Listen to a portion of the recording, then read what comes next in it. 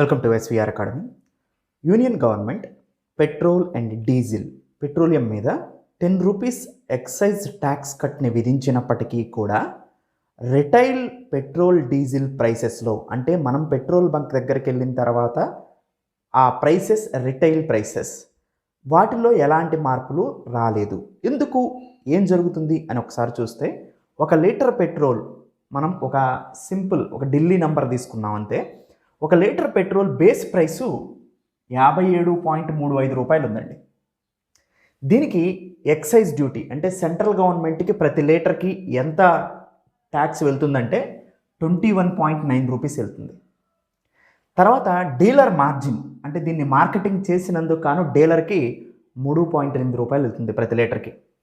తర్వాత state government tax 21.72 rupees, అంటే మొత్తం సెంట్రల్ గవర్నమెంట్ స్టేట్ గవర్నమెంట్ 2 ట్యాక్సులు కలిపితే ప్రతి లీటర్ మీద 42 రూపాయల దాకా ఉంటుంది. ఎగ్జాంపుల్గా చెప్తున్నాను, అన్ని స్టేట్స్లో ఇలా ఉంటుందని లేదు, ఒక్కొక్క స్టేట్లో కొంచెం డిఫరెన్సెస్ వస్తూ ఉంటాయి. ఇక్కడ టోటల్ ఎంత వచ్చింది? 104 రూపీస్ వచ్చిందండి ఓల్డ్ ప్రైస్ కింద. ఇంతకుముందు అంటే ఇప్పుడు క్రైసిస్ రాకముందు. క్రైసిస్ వచ్చిన తర్వాత ఏమైంది? స్ట్రెయిట్ ఆఫ్ హార్మోజ్ కొంచెం టైట్ అవ్వటం వల్ల క్రూడ్ ఆయిల్ ప్రైసెస్ ఇంక్రీజ్ అయినాయి. ఎందుకు?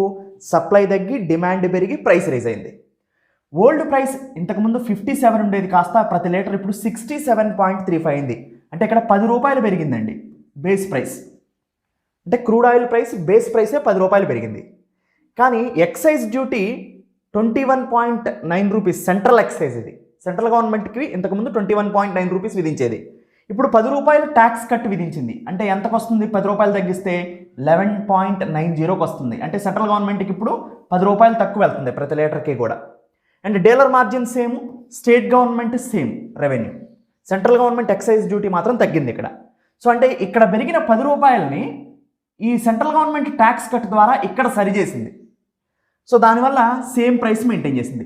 ఒకవేళ సెంట్రల్ గవర్నమెంట్కి ఈ 10 రూపాయలు తగ్గించకపోతే ఇక్కడ అదే 21.9 రూపాయలు మనకు ట్యాక్స్ తీసుకుంటే ఇది 114 రూపాయలు అయ్యేది.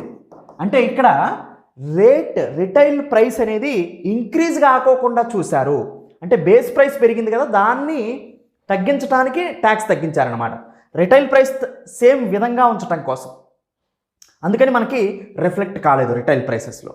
సో ఇది ప్రజెంట్ ఎందుకు central government excise tax cut చేసినప్పటికీ కూడా ఎండ్ యూజర్స్కి తగ్గలేదు అనడానికి రీజన్ అండి. Thank you, have a nice day.